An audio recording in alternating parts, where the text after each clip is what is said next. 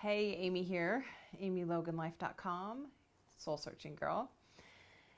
All right, I can't believe I haven't done this before, but I'm going to do a book, not book reports, but I'm going to talk about the books that I read in the early part of my journey.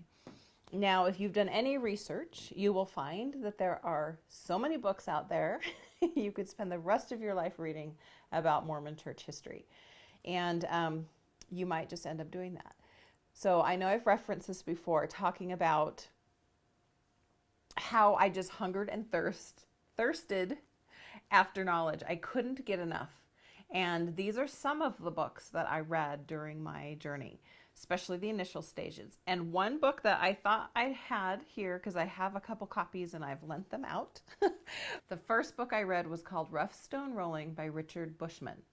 And he's a church historian. And that first book was purchased at the Deseret bookstore, so church-owned bookstore. And I read that book, and it reads like a history book. So just be ready.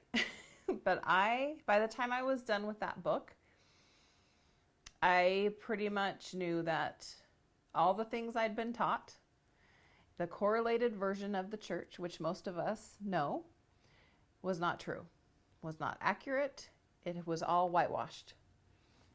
And I don't know about you, but when you find out that the church has been whitewashed and kind of like edited down to this pretty version, that was pretty hard for me to take. I think I read that book with my jaw hitting the floor through the whole thing.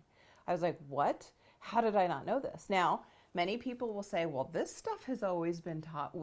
I knew this. How did you not know that there were 6 or 7 versions of the first vision? How did you not know that Joseph Smith had 33 or 34 wives? How did you not know? I don't know.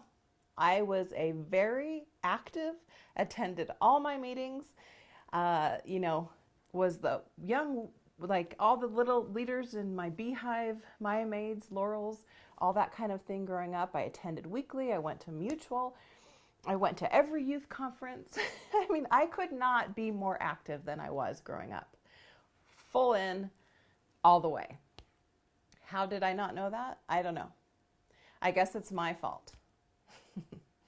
That said tongue in cheek. So as I was reading these books, I just was floored. And it did make me mad. So like I've said before, anger is a very natural part of this, because you're gonna start your research, or maybe you already have, and you just are going like, what the hell? How did I not know all this? So that's the first one I recommend, because I'll say Richard Bushman's amazing, but he kind of takes you to the cliff and then ends on some places where he doesn't take you all the way. But it was enough. So that's a good one to start with. But I'm not going to give a book report of all these. I'm just going to show you other ones I read. This one's No Man Knows My History. This one is fascinating. Love this book by Fawn Brody. Really good. Joseph Smith. You'll learn a lot about Joseph Smith you had no clue about. An Insider's View to Mormon Origins by Grant Palmer. Another great book. Gets you thinking all of this stuff that you just didn't know. Emma Smith, Mormon Enigma. This is amazing. Written by Linda King Newell and Valine Tippett Avery. This was a great book too. I actually found it at my local library. Of course, I'm in Utah, so we have some of these books in the library. Maybe you do where you live too, but I loved it so much I went out and bought it, because I was wanting to buy a new book every week, so my book budget was pretty much blowing through my book budget. But I eventually had to go get this book, because it's just full of so much information. So that was a good one. This one I haven't finished, An Intimate Chronicle, the Journal of William Clayton. Just another one. You'll find there's so much information out there. This is kind of about the size of Rough Stone Rolling, just to give you an idea. And then this is an amazing book.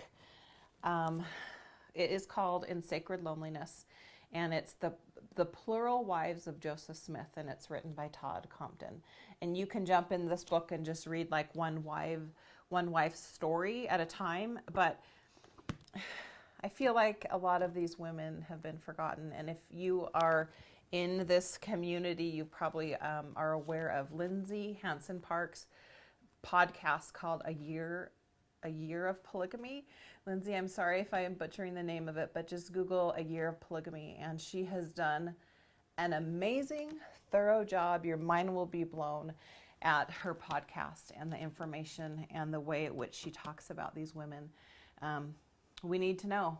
There's just so much stuff that I didn't know. And once you learn this, you can't unlearn it. And you start to see that the version of the church that you were taught isn't accurate. And, it's really hard when people don't understand that for those of us who've walked this path, and me, just like you've invested time. I was the kind of person, like, I didn't just wake up one day and think, okay, I just don't feel like going to church anymore. My whole life, like yours, was centered around the gospel, the church, members, family, like in it. And so I was not a person who could just be like, yeah, whatever, I don't need it anymore. It was every part of my soul. So when I decided, okay, I'm going to travel this path, I have to know. I have to know for myself. I have to know what information is out there. I have to educate myself. So I thought the best way to do that is to just start reading books, because that's how we learn things. I went to college.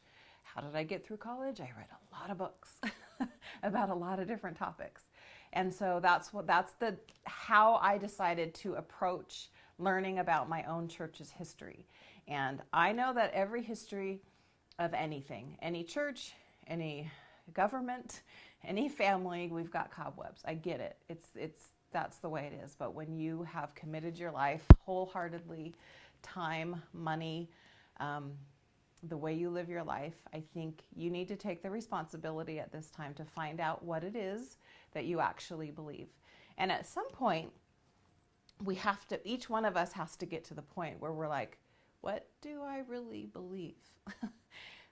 Do I believe all the things my church tells me? You got to figure that out on your own.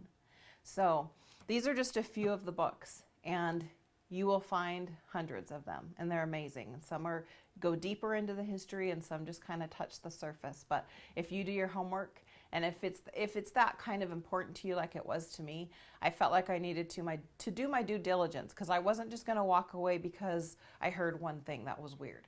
Like, I can take one thing that's weird.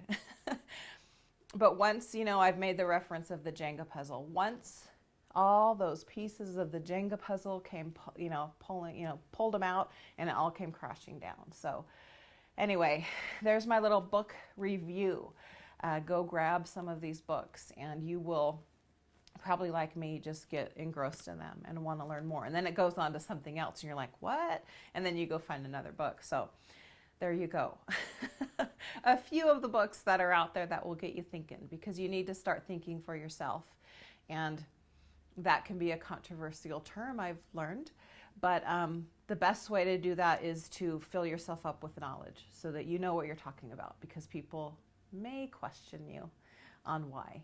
They may not. I'll get to that on another video. But anyway, books are good. Go read. You can also make sure you come find me at amyloganlife.com.